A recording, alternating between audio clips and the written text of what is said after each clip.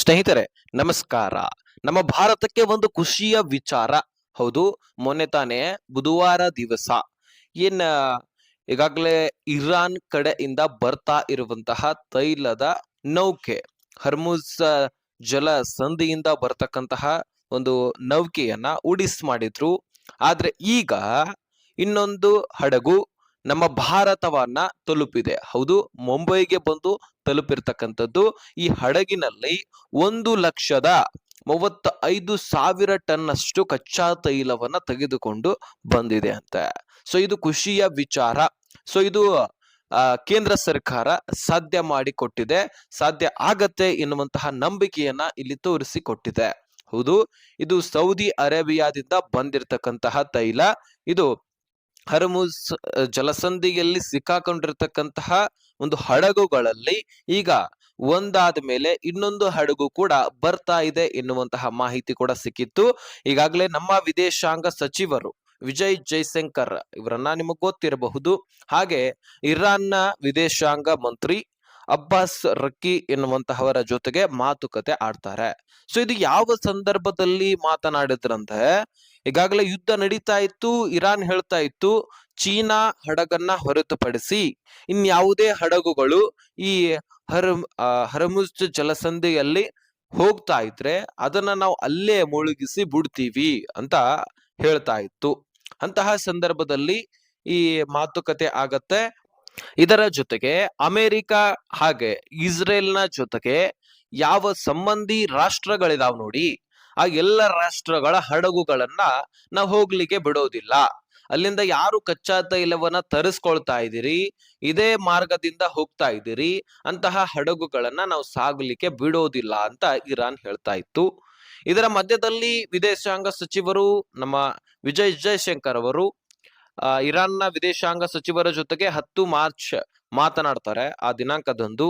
So ಆ ಸಂದರ್ಭದ ನಂತರ ಈಗ ಹಡಗು ನಮ್ಮ ಭಾರತವನ್ನ ಬಂದು ತಲುಪಿದೆ. ಹಾಗಾದ್ರೆ ಇರಾನ್ ಸಹಜವಾಗಿ ಹಡಗನ್ನ ಪಾಸ್ ಆಗ್ಲಿಕ್ಕೆ ಬಿಡ್ತಾ? ಖಂಡಿತವಾಗ್ಲೂ ಇಲ್ಲ ಸ್ನೇಹಿತರೆ. ಸೊ ಹಾಗಾದ್ರೆ ಹಡಗ್ ನಮ್ಮ ಭಾರತವನ್ನ ತಲುಪಿರೋದಾದ್ರೂ ಹೇಗೆ? ಅದ್ರ ಬಗ್ಗೆ ಎಲ್ಲವೂ ಕೂಡ ನಾನು ಡೀಟೇಲ್ ಆಗಿ ವಿವರಣೆಯನ್ನ ಕೊಡ್ತೀನಿ. ಸೊ ಎಲ್ಲ ದೇಶದ ಪ್ರಜೆಗಳು ತಿಳ್ಕೊಳ್ಬೇಕಾಗಿರ್ತಕ್ಕಂತಹ ವಿಷಯನೇ ಸ್ನೇಹಿತರೆ. ಇದು 11 ಮಾರ್ಚ್ 1 ಗಂಟೆಗೆ ಬಂದು ತಲುಪಿರ್ತಕ್ಕಂತಹ ಹಡಗು. ಸಂಜೆ 6 ಗಂಟೆಗೆ ಇದನ್ನ ಜವಾಹರ್ ಒಂದು ದ್ವೀಪದಲ್ಲಿ ಇಳಿಸ್ಕೊಳ್ಳಲಾಗತ್ತೆ ತೈಲವನ್ನ. ಸೊ ಈ ಒಂದು ಹಡಗಲ್ಲಿ 1,35,335 ಟನ್ ಅಷ್ಟು ಕಚ್ಚಾ ತೈಲ ಇಲ್ಲಿ ಬಂದು ತಲುಪಿದೆ. ಸೊ ಹಾಗಾದ್ರೆ ಇದರ ಹಿಂದಿನ ಕತೆ ಆದ್ರೂ ಏನು? ಬಂದು ತಲುಪಿದ ಓಕೆ, ಆದ್ರೆ ಬಂದಿರೋದಾದ್ರೂ ಹೇಗೆ? ಇರಾನ್ ಬಿಟ್ಬಿಡ್ತಾ ಅಥವಾ ಇದೇನಾದ್ರೂ ಚಮಕಾಯಿಸಿ ಅಲ್ಲಿಂದ ತಪ್ಪಿಸಿಕೊಂಡು ಬಂತ? ಸೊ ಅದ್ರ ಬಗ್ಗೆ ನಾವು ನೋಡೋದಾದ್ರೆ ಸ್ನೇಹಿತರೆ, ಮೊದಲೇದಾಗಿ ಈ ಒಂದು ಹಡಗಿನ ಹೆಸರು ಸಿನ್ ಲೋಕ್ ಸ್ವಿಚ್ ಮ್ಯಾಕ್ಸ್ ಎನ್ನುವಂಥದ್ದು. ಸೊ ಇದು 1ನೇ ಮಾರ್ಚ್ ರಾತ್ರಿ ಸೌದಿ ಅರೇಬಿಯಾದಿಂದ ಲೋಡ್ ಆಗತ್ತೆ ಕಚ್ಚಾ ತೈಲ. ಸೌದಿ ಅರೇಬಿಯಾದಲ್ಲಿ 1 ಮಾರ್ಚ್ ರಂದು ಲೋಡ್ ಆಗತ್ತೆ. ತದನಂತರ 3 ಮಾರ್ಚ್ ತನ್ನ ಪ್ರಯಾಣವನ್ನ ಪ್ರಾರಂಭಿಸುತ್ತೆ ಈ ಹಡಗು.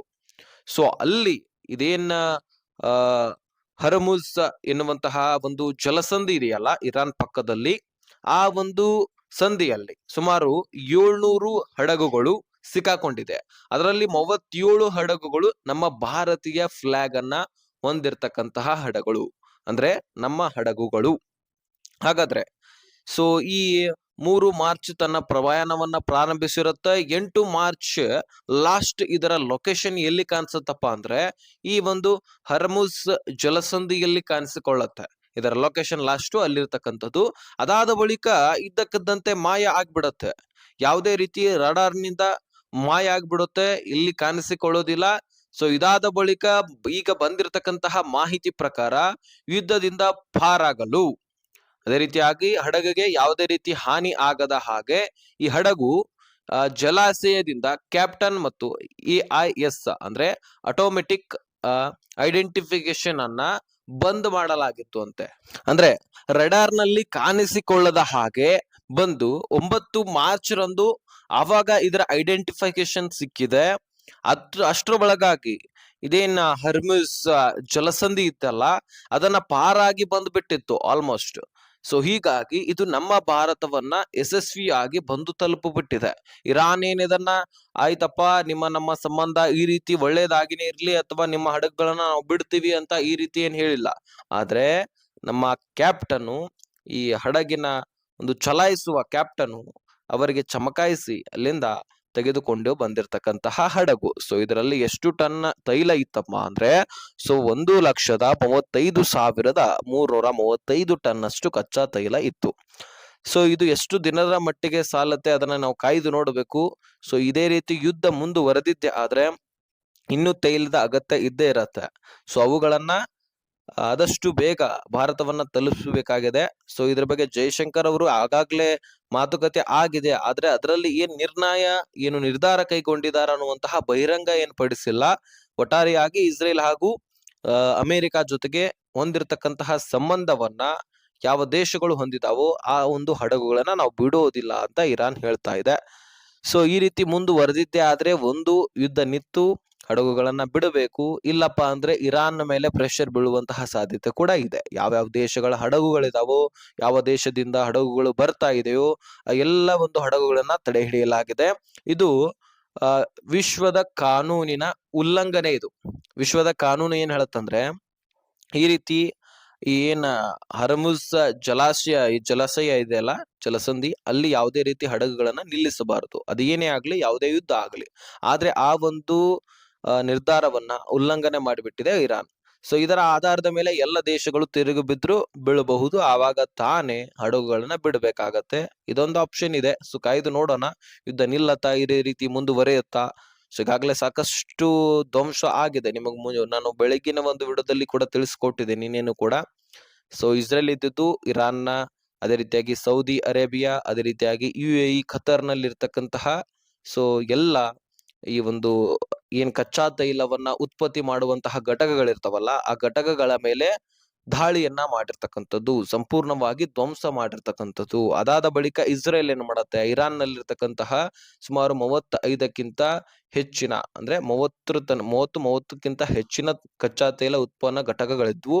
ಆ ಎಲ್ಲ ಘಟಕಗಳನ್ನ ನಾಶ ಮಾಡ್ಬಿಟ್ವು. ಇದೇ ರೀತಿ ಮುಂದುವರೆದಿದ್ದೆ ಆದ್ರೆ ಪೂರ್ತಿಯಾಗಿ ಕಚ್ಚಾ ತೈಲ ಉತ್ಪನ್ನ ಮಾಡುವಂತಹ ಎಲ್ಲ ಘಟಕಗಳು ಕೂಡ ನಾಶ ಆಗ್ಬಿಡುತ್ತೆ. ಈಗಾಗಲೇ ಆಲ್ರೆಡಿ ಬಹಳಷ್ಟು ನಾಶ ಆಗಿದೆ. ಇನ್ನು ಏನೇನು ಉತ್ಪತ್ತಿ ಆಗ್ತಾ ಇದೆಯಲ್ಲ, ಅದರಿಂದ ಈಗ ಸಾಗಾಣಿಕೆ ಆಗ್ತಾ ಇತ್ತು. ಆದ್ರೆ ಅದನ್ನು ಕೂಡ ಇರಾನ್ ತಡೆದು ನಿಲ್ಲಿಸಿದೆ. ಸೊ ಈ ರೀತಿ ಮುಂದುವರೆದಿದ್ದೆ ಆದ್ರೆ ಮುಂದೆ ಅನುಭವಿಸೋದು ಇರಾನ್ ಒಂದು ದಿನ ಪಕ್ಕ. ಸೊ ನಾವು ಕಾಯ್ದು ನೋಡೋಣ ಏನಾಗತ್ತೆ ಏನಿಲ್ಲ ಅಂತ.